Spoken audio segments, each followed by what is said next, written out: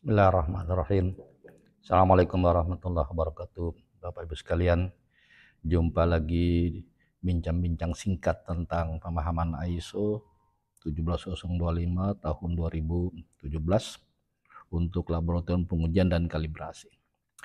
Bapak Ibu sekalian, pada video sebelumnya kita telah bincang-bincang singkat tentang klausul 8.7, yaitu tentang tindakan perbaikan atau corrective action. Nah, Bapak Ibu sekalian, kita coba mereview tentang klausul ini.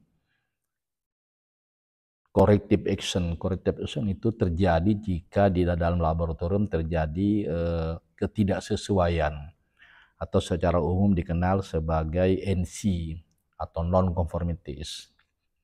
Nah, Bapak Ibu sekalian, kita telah paham bahwa implementasi ISO 17025 di laboratorium penguji atau di laboratorium kalibrasi bersifat dinamis. Pasti ada kendala, baik kendala itu berasal dari internal maupun berasal dari eksternal. Nah, Bapak Ibu sekalian, kita diminta untuk melakukan proaktif jika terjadi ketidaksesuaian. Ketidaksesuaian tentu saja adalah sesuatu yang tidak kita harapkan. Nah, tetapi Bapak Ibu sekalian, karena di laboratorium implementasi ISO 17025 pasti ada kendala atau bersifat dinamis. Nah, dinamis itu menghasilkan ketidaksesuaian. Baik, sekali lagi kami katakan, baik yang berasal dari internal maupun berasal dari eksternal. Nah, berdasarkan konsensus ISO klausul 8.7, ISO 17025 klausul 8.7, sebelum kita melakukan tindakan perbaikan atau corrective action terhadap NC yang terjadi, maka perlu lebih dahulu kita pahami bahwa kaidah ISO salah satunya menyebutkan continuous improvement atau perbaikan terus-menerus. Ini maknanya adalah bahwa di laboratorium tidak ada yang perfect, tidak ada yang sempurna, pasti ada kendala. Nah, kendala itu kita terjemahkan sebagai NC atau non-conformities. Memang tidak kita harapkan, tetapi ini sesuatu yang lumrah terjadi. Nah, di sini juga ada benang merahnya dengan istilah learning by doing. Kita belajar sambil bekerja dalam rangka sekali lagi untuk melakukan perbaikan secara terus-menerus demi tercapainya efektivitas daripada sistem mutu berbasis ISO 17025 yang bermuara kepada kepuasan pelanggan. Nah, Bapak Ibu sekalian, paling tidak ada 8 yang bisa kita identifikasi sumber-sumber NC. Yang pertama terjadi di laboratorium dalam kegiatan rutin. Itu bisa saja terjadi NC. NC bisa berasal dari alat atau dari metode atau mungkin dari personel. Atau berasal dari luar laboratorium, misalnya pada waktu kita melakukan pengambilan sampel, termasuk transportasi terhadap sampel dari lapangan menuju ke laboratorium. Ini bisa saja terjadi ketidaksesuaian. Jadi banyak yang bisa kita identifikasi terjadinya ketidaksesuaian di laboratorium dan di lapangan. Ini yang pertama. Yang kedua, NC itu terjadi karena komplain pelanggan. Komplain pelanggan itu kita asumsikan sebagai NC atau non-conformities.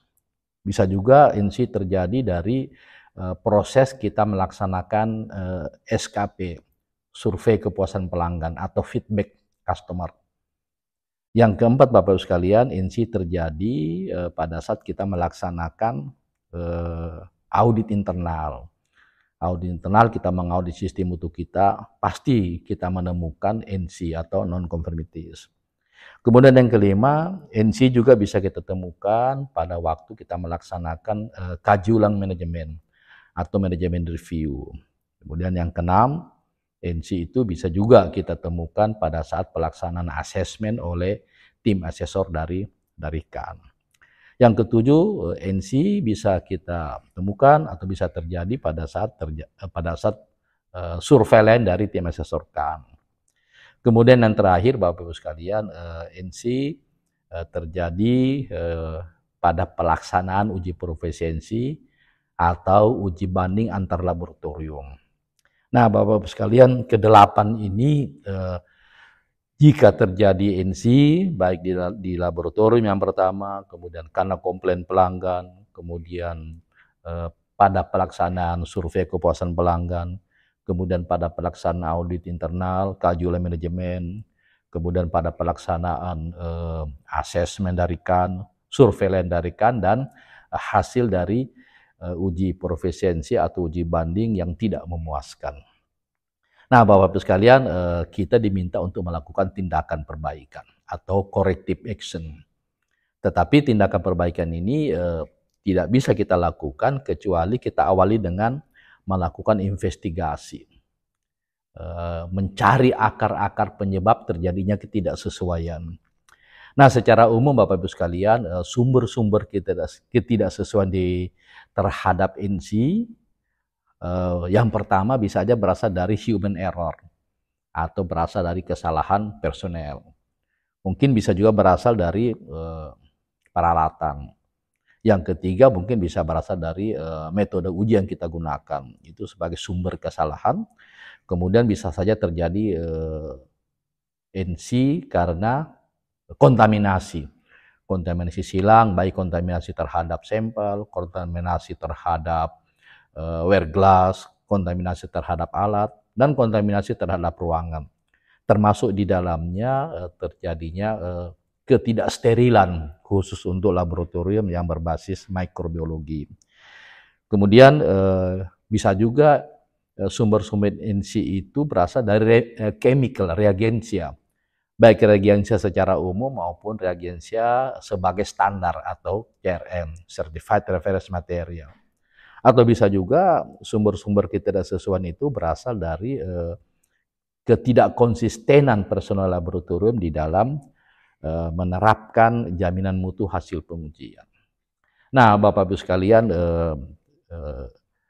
setelah kita melakukan identifikasi terhadap NC, penyebab NC, misalnya berasal dari human error, berasal daripada peralatan, berasal dari metode uji, berasal dari reagensia, berasal dari penerapan jaminan mutu yang tidak konsisten, dan seterusnya.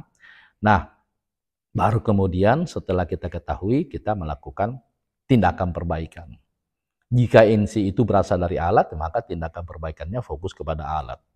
Misalnya dilakukan performance check ulang, uji kinerja ulang, atau mungkin perlu dikalibrasi ulang, atau mungkin perlu di maintenance, atau bahkan perlu kita usulkan kepada manajemen untuk membeli peralatan baru. Nah, jika sumber NC itu berasal dari metode uji, ya mungkin metode ujinya perlu kita validasi ulang. Mungkin kita perlu mengganti metode uji yang sesuai. Nah, kita melakukan corrective action, tindakan perbaikan, berdasarkan hasil daripada investigasi. Setelah kita melakukan tindakan perbaikan, otomatis tindakan perbaikan yang kita lakukan harus ada personil yang melakukan verifikasi. Apakah tindakan perbaikan yang kita lakukan atau dilakukan oleh teman-teman laboratorium, personil laboratorium, analis, operator atau teknisi, sudah sesuai atau belum. Nah, ada personil yang ditunjuk untuk melakukan verifikasi. Nah, setelah itu ya kita membuatkan laporan tindakan perbaikan, baik untuk keperluan internal maupun untuk keperluan eksternal, laporan tersebut. Nah, setelah itu Bapak Ibu sekalian, supaya NC ini tidak terulang kembali, maka kita perlu melakukan tindakan pencegahan atau preventive action. Nah, preventive action tentu saja sesuai dengan sumber-sumber ketidaksesuaian yang kita temukan. Bahkan dalam batas tertentu, tindakan perbaikan kita itu bisa kita melakukan namanya audit tambahan. Audit tambahan tentu melibatkan beberapa personel. mungkin manajer teknik atau mungkin manajer mutu atau mungkin personil-personil terkait lainnya. Nah, setelah itu kita membuat laporan, kita sampaikan kepada yang terkait, kemudian kita arsipkan. Nah, mungkin ini Bapak Ibu sekalian bincang-bincang singkat kita mereview video sebelumnya masih tentang klausul 8.7, yaitu apa? Corrective action. Kami ingatkan lagi Bapak Ibu sekalian, di implementasi ISO 17025 di laboratorium bersifat dinamis. Kalau Bapak Ibu sekalian mengharapkan sistem mutu kita ini perfect sehingga tidak ada terjadi atau tidak mungkin terjadi NC ketidaksesuaian, maka itu sesuatu yang impossible. Pasti, karena Bapak Ibu sekalian yang kita kerjakan adalah sesuatu yang bisa mengalami perubahan, baik dari sampelnya, baik dari peralatannya, maupun personelnya, dan seterusnya. Karena itu, Bapak Ibu sekalian, corrective action ini bersifat rutin jika kita temukan adanya ketidaksesuaian. Dan harus ada personil yang ditunjuk untuk melakukan tindakan perbaikan dan untuk melakukan continuous improvement. Mungkin itu Bapak Ibu sekalian bincang-bincang singkat kita mereview video sebelumnya tentang klausul 8.7 yaitu corrective action. Ya, kalau kita petakan ya Bapak Ibu sekalian, kalau kita petakan maka yang pertama ada INSI atau ketidaksesuaian.